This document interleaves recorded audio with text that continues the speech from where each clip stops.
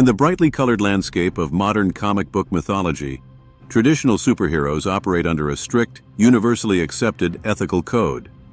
They wear vibrant costumes, rely on non-lethal apprehension, and fundamentally believe that even the most irredeemable villains deserve a fair trial and a chance at rehabilitation.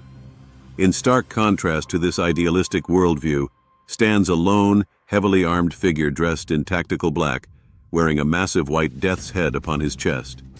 He possesses no genetic mutations, no radioactive spider bites, and no magical artifacts. Yet he strikes more terror into the criminal underworld than any superpowered entity. His name is Frank Castle, universally feared as the Punisher, and he represents the absolute, uncompromising manifestation of lethal justice. Unlike the classic heroes who seek to protect society by upholding the law, the Punisher views the modern justice system as a completely broken, corrupt revolving door that ultimately protects the guilty and abandons the innocent. He does not seek to apprehend criminals, nor does he attempt to rehabilitate them.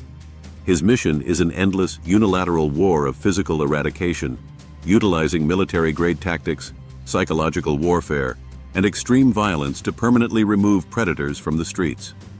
The terrifying psychology of the Punisher was not born in a laboratory, but forged in the horrific crucible of warfare and unbearable personal tragedy. Before he ever painted the iconic skull on his vest, Frank Castle was a highly decorated captain in the United States Marine Corps, serving multiple tours in the most brutal combat zones as a Special Operations Force recon sniper. He was a master of unconventional warfare, close-quarters combat, and strategic demolition, fully institutionalized by the military machine. Yet, despite his violent profession, he remained a deeply devoted husband to his wife, Maria, and a loving father to his two young children. His descent into absolute darkness occurred on a seemingly perfect sunny afternoon during a family picnic in New York City's Central Park. Through sheer tragic coincidence, the Castle family stumbled upon a brutal mob execution carried out by the powerful Costa crime family. To eliminate any potential witnesses, the gangsters mercilessly opened fire on the family, slaughtering Frank's wife and children before his very eyes and leaving him for dead in the grass. Against all medical odds, Frank survived his devastating injuries, only to awaken to a nightmare where corrupt police officers and a compromised legal system allowed his family's murderers to walk completely free. Realizing that the law could not provide justice, Frank Castle functionally died alongside his family that day, and the Punisher was resurrected in his place, raiding military armories and declaring a ruthless one-man war on the entire criminal underworld. The character originally debuted in 1974, appearing in the pages of the Amazing Spider-Man issue 129, initially written as a misguided antagonist and hired assassin employed by the villainous Jackal to eliminate the web-slinger. However, readers were instantly captivated by his gritty, realistic aesthetic and his tragic, uncompromising moral code, prompting Marvel Comics to transition him from a one-off villain into the protagonist of his own incredibly successful solo series. Throughout the 1980s and 90s, the Punisher became a massive cultural phenomenon, starring in multiple simultaneous monthly titles and embodying the era's fascination with violent, morally ambiguous anti-heroes. The character's definitive literary evolution occurred in the early 2000s under the brilliant, unapologetically brutal writing of Garth Ennis, who launched the critically acclaimed Punisher Max imprint. Ennis completely stripped away the colorful superhero universe, placing an aging, battle-hardened Frank Castle in a grounded, hyper-realistic world devoid of mutants or flying vigilantes. The Max series profoundly explored the dark psychology of the character, heavily suggesting that Frank's humanity was fundamentally shattered long before the tragedy in Central Park, and that the horrific trauma of the Vietnam War had already turned him into a relentless killing machine who simply used the murder of his family as a permanent moral justification to continue fighting an endless war on American soil. This intense narrative naturally drew the attention of Hollywood, resulting in several cinematic adaptations that attempted to capture the raw, visceral nature of his comic book counterpart. The character first appeared on the silver screen in 1989, portrayed by Dolph Lundgren in a grim action thriller that notably omitted the famous skull emblem but retained his relentless brutality.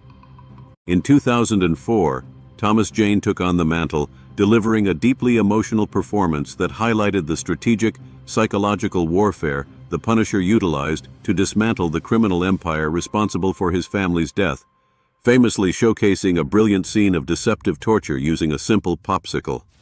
A few years later, the hyper-violent Punisher Warzone featured Ray Stevenson as a hulking, unstoppable force of nature, delivering a film that felt like a bloody, neon-soaked comic book panel brought vividly to life.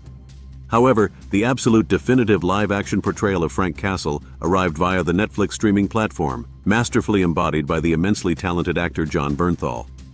Bernthal's critically acclaimed performance in Daredevil and his subsequent solo series completely captured the shattered psyche, the terrifying military precision, and the primal, agonizing grief of a man whose soul has been entirely hollowed out by loss, delivering a complex, deeply sympathetic monster who operates entirely outside the boundaries of conventional morality. The immense, enduring legacy of the Punisher is inextricably linked to his chilling visual trademark, the massive white skull painted across his tactical chest armor. In the lore of the comics, Frank utilizes this stark emblem for highly strategic, practical reasons. The bright white skull deliberately draws the panicked gunfire of his enemies toward the thickest, most heavily armored plates protecting his vital organs, effectively turning a terrifying symbol of death into a vital tactical advantage. In recent years, this iconic skull has sparked intense real-world controversy, frequently being co-opted and worn by various military personnel, private contractors, and law enforcement officers who unfortunately misinterpret the symbol as a generalized badge of aggressive authority.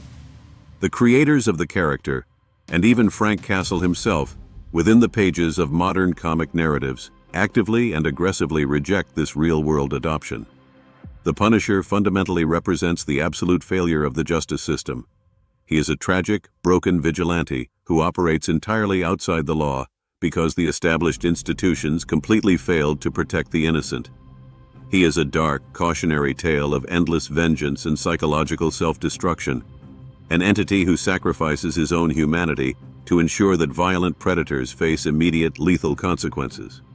He exists not to be admired or idolized as a traditional hero, but to serve as the ultimate terrifying nightmare for those who believe they are above the law. Thank you for exploring the dark, uncompromising history of the Punisher with me today. If this deep dive into the psychology of Frank Castle and the brutal world of Marvel's most infamous vigilante captivated your attention, please hit the like button to support our channel. Do you think the Punisher's methods are a necessary evil in a corrupt world? Or is he just as dangerous as the criminals he hunts? Share your thoughts and favorite comic runs in the comments below. Make sure to subscribe and click the notification bell so you never miss our deep dives into the legendary characters of pop culture. Until next time, stay curious and stay vigilant.